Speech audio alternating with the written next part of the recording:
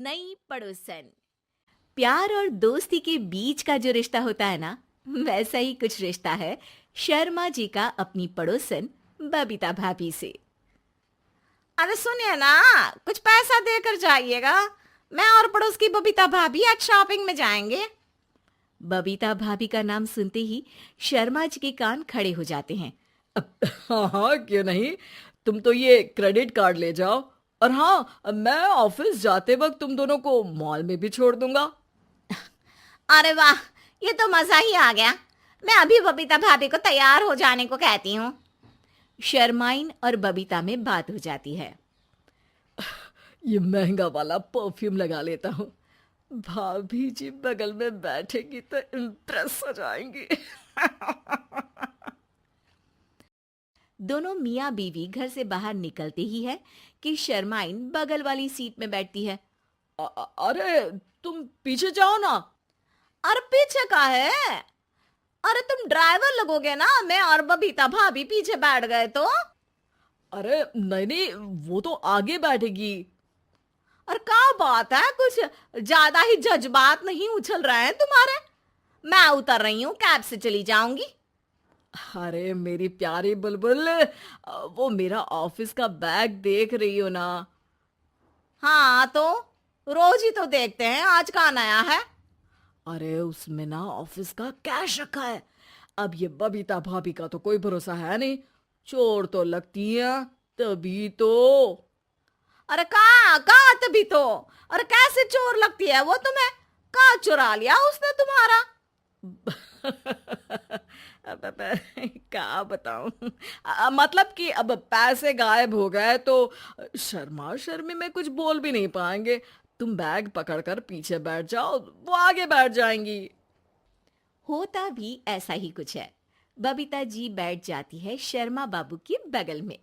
अब जो car speed office जाने के लिए 70 होती थी, वो 40 में आकर अटक जाती है।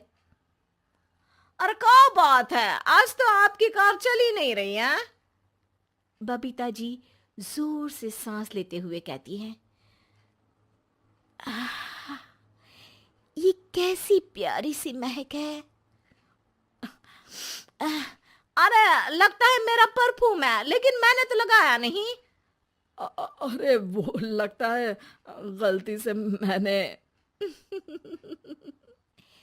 अरे शर्मा जी, लेडीज परफ्यूम। जी जी, वो बाजार आ गया। अच्छा, आप लोगों को अगर टाइम लगेगा तो बता देना, मैं आ जाऊंगा लेने। अरे नहीं ना, ठीक है जाओ अब ऑफिस। हाँ, वैसे ही लेट हो रहे हो कब से। बाय बाय भाभी जी, अच्छे से शॉपिंग करिएगा। जी बिल्कुल। अगले दिन। अरे सुनिए तो, शाम को जल्दी आ जाइएगा, वो बबीता भाभी है ना। अब कौन बबीता भाभी? याद नहीं आ रहा।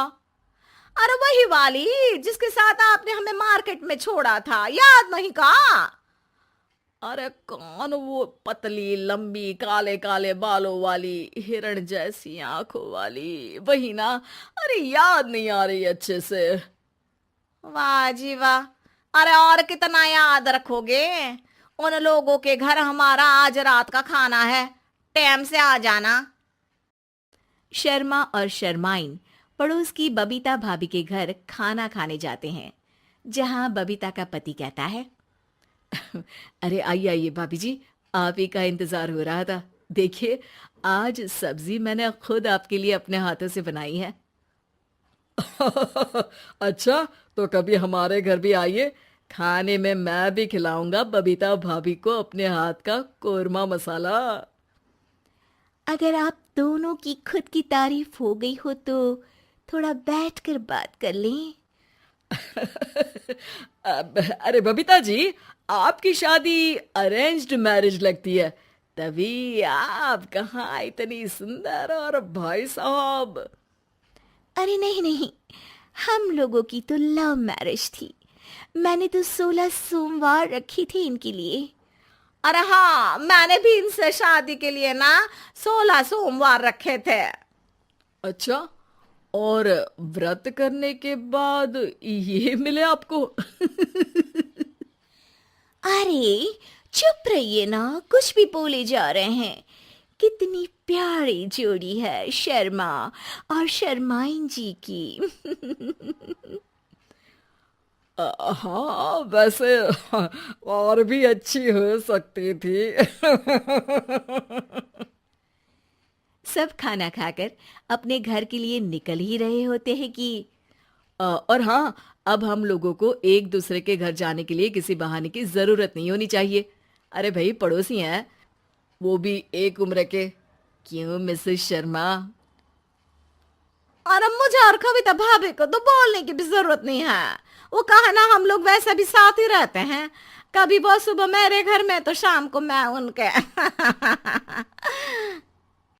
एक दिन शर्मा जी ऑफिस से शाम को घर आने के बजाय बबीता जी के घर मिठाई का डिब्बा लेकर पहुंच जाते हैं।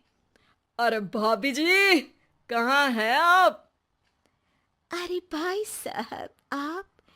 मुझे लग ही रहा था कि आप ही होंगे। जी भाभी जी, कनेक्शन इसी को तो बोलते हैं। वैसे ये लीजिए, मिठाई खाइए, मेरा प्रमोशन हो गया जी। आपने भाभी जी यानी अपनी बीवी से शेयर कर ली ये बात और मिठाई दोनों? अरे नहीं नहीं नहीं भाभी, जैसे ही मेरा प्रमोशन हुआ, मिठाई लेकर सीधे आपके घर आया हूँ। लीजिए लीजिए, खा लीजिए।